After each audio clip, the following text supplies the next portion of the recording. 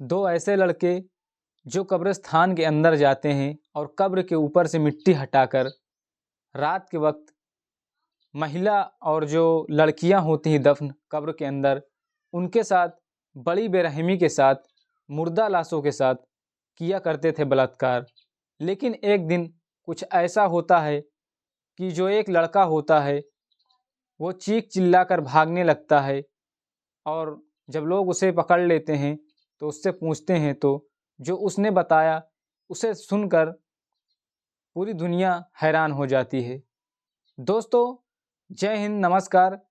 मैं सजेंद्र आज की जो कहानी की सच्ची घटना आप लोगों को सुनाने जा रहा हूँ। दोस्तों, इस कहानी को सुनने के बाद आपके भी पैरों तले से ज़मीन खिसक जाएगी और आप वाकई में सोचने पर मजबूर हो जाओगे। दोस्तों, इस कहानी को सुनाने का उद्देश्य किसी का दिल दुखाना या किसी के दिल को ठेस पहुंचाना नहीं, बल्कि लोगों को जागरूक करना और लोगों को कहानी सुनाना है। तो चलिए दोस्तों, कहानी को सुनते हैं और जानने की कोशिश करते हैं। दोस्तों, कहानी को जानने और सुनने से पहले आप लोगों से मेरी एक ही रिक्वेस्ट है कि आपने हमारे इस चैनल को सब्सक्राइब नहीं किया है तो प्लीज़ हमारे इस चैनल को सब्सक्राइब कर लीजिए। तो चलिए दोस्तों, कहानी को शुरू करते हैं। दोस्तों, ये कहानी 10 से 15 साल पुरानी पाकिस्तान के कराची की है, जहाँ पर एक लड़का होता है जिसका नाम मोहम्मद रियाज होता है। मोहम्मद रियाज सरगोदा का रहने वाला होता है। एक दिन मोहम्मद रियाज काम की तलाश में कराची जाता है। कराची में उसे कभी कभी काम मिलता था, कभी कभी काम नहीं मिलता था। जिस दिन रियाज को काम नहीं मिलता था वह इधर उधर काम की तलाश में भटकता रहता था और काम की तलाश करता रहता था। एक दिन रियाज काम की तलाश में पाकिस्तान की जो कराची होता है वहाँ की एक कब्रिस्तान होती है उसके पास से गुजर रहा होता है। तभी रियाज को वजीरा नाम के एक व्यक्ति से मुलाकात हो जाती है। रियाज वजीरा से काम के बारे में पूछता है तो वजीरा कहता है कि भाई साहब, यहाँ तो कोई काम वैसे मिलता नहीं है। अगर आपको काम ही चाहिए तो मेरे पास एक काम है, लेकिन उस काम को कोई करना ही नहीं चाहता। अगर तुम उस काम को करना चाहो तो मैं उस काम के बारे में तुम्हें बताऊं। रियाज कहता है ठीक है भाई साहब, पहले आप उस काम के बारे में मुझे बताइए। दरअसल दोस्तों, जो वजीरा होता है वो एक कब्रिस्तान के अंदर जो आई हुई लाशें होती हैं उनका गड्ढा खोदने और जो पेड़ पौधे होते हैं उस पर पानी डालने का काम करता है। वजीरा कब्रिस्तान के पास ले जाता है और कहता है मैं इस कब्रिस्तान के अंदर जो लाशें आती हैं उनके लिए गड्ढा खोदता हूँ और जो पेड़ पौधे होते हैं उनमें पानी देने का काम करता हूँ, और मुझे एक व्यक्ति की तलाश भी है जो मेरे साथ काम कर सके और मेरा हाथ बटा सके। दरअसल दोस्तों, अभी तक जो वजीरा था वो कब्रिस्तान के अंदर जो गड्ढा खोदने का काम अकेला ही करता था और पानी देने का काम भी अकेला करता था। इसलिए उसे एक ऐसे लड़के की तलाश थी जो उसके साथ अपना हाथ बटा सके। इस काम के बारे में जानकर रियाज कहता है ठीक है, मैं इस काम को कर लूँगा, और उसी दिन से रियाज उसके साथ लग जाता है। जो वजीरा नाम का व्यक्ति होता है उस कब्रिस्तान में काम करने लगता है। एक दिन जब रात का वक्त होता है तो मोहम्मद रियाज देखता है कि वजीरा कब्र के अंदर जाता है और कब्रिस्तान की जो मिट्टी होती है उसको हटाता है और कब्रिस्तान के अंदर घुस जाता है।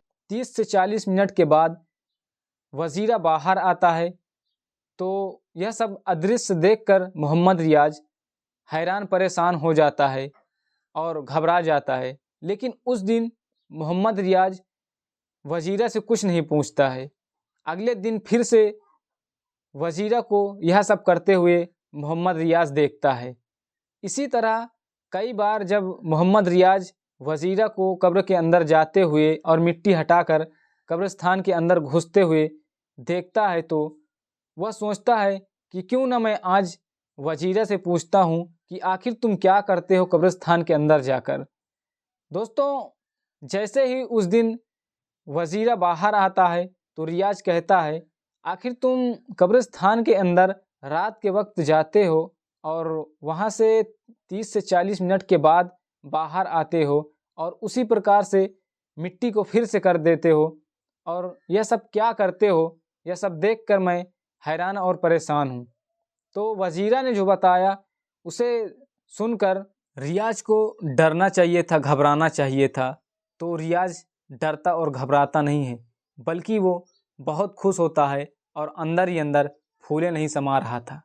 अगले दिन जब वजीरा फिर से बलात्कार करने के लिए कब्रिस्तान के अंदर जाता है, तो इस बार रियाज भी उसके साथ जाता है।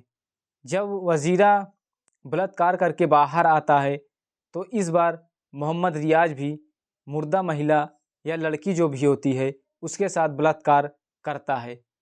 अब यहाँ से मोहम्मद रियाज का भी बलात्कार करने का सिलसिला चालू हो जाता है। अब मोहम्मद रियाज और वजीरा में अच्छी खासी मेल जोल हो जाती है। अब जब भी बलात्कार करना होता था तो ये दोनों साथ में जाते थे और मिट्टी को कब्र से हटाकर बारी बारी से दोनों बलात्कार करते और खूब मज़ा करते। दोस्तों, वजीरा और जो मोहम्मद रियाज थे, ये दोनों ड्रग्स और गांजे का भी और तमाम प्रकार के नशा भी करते थे।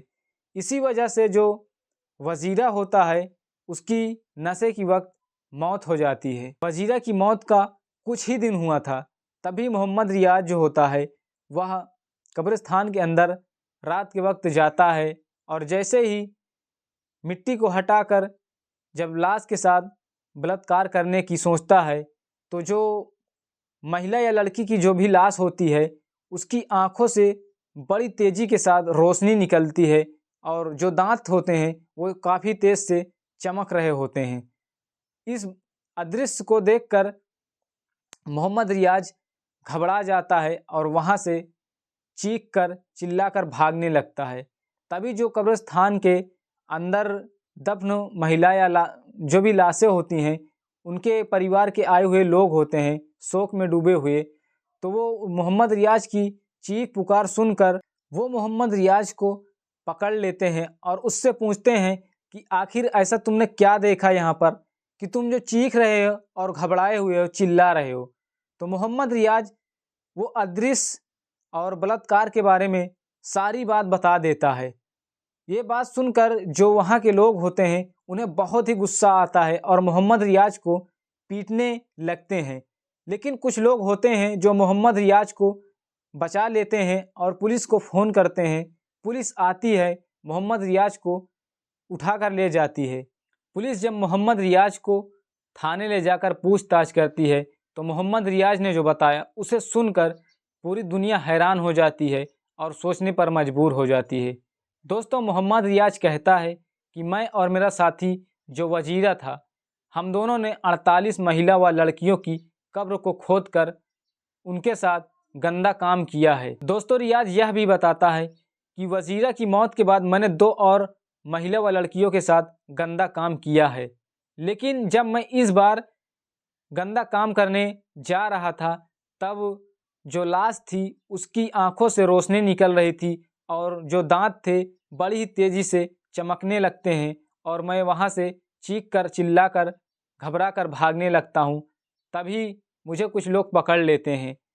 दोस्तों, कुल मिलाकर वजीरा और जो रियाज थे दोनों 48 महिलाओं के साथ एक साथ बलात्कार किया था, और वजीरा की मौत के बाद रियाज कुल मिलाकर 50 महिला व लड़कियों के साथ बलात्कार कर चुका था। पुलिस मोहम्मद रियाज से यह भी पूछताछ करती है कि तुम्हें कैसे पता चलता था कि यह कब्रिस्तान महिला की है या पुरुष की। तो मोहम्मद रियाज कहता है कि जब महिला को दफनाया जाता था तब महिला को दफनाते वक्त उसके ऊपर पर्दा डाला जाता है, इससे हम पता लगा लेते थे कि यह महिला की ही कब्रिस्तान है। और जब लोग लाश को दफना कर चले जाते थे तो मैं और मेरा साथी जो वजीरा था, हम दोनों कब्रिस्तान की मिट्टी को हटाकर रात के वक्त जो सिलवट होती है उसे हटाते थे और पाँव की तरफ से अंदर जाते थे और बारी बारी गंदा काम करते थे और दोबारा से उसी तरह मिट्टी को कर देते थे, जिससे लोगों को यह नहीं मालूम चलता था कि कब्रिस्तान के साथ छेड़छाड़ हुई है। दोस्तों, हालांकि जो वजीरा होता है वो तो कब के मर चुका होता है और मोहम्मद रियाज को पुलिस पकड़ लेती है और उसे जेल भेज देती है। दोस्तों, इस कहानी को सुनाने का उद्देश्य किसी का दिल दुखाना या किसी को परेशान करना नहीं, बल्कि लोगों को जागरूक करना था और सचेत करना था। तो दोस्तों, इस कहानी में इतना ही। फिर मिलते हैं किसी नई कहानी के साथ। जब तक कहानी में बने रहने के लिए दिल से धन्यवाद। जय हिंद, वंदे मातरम।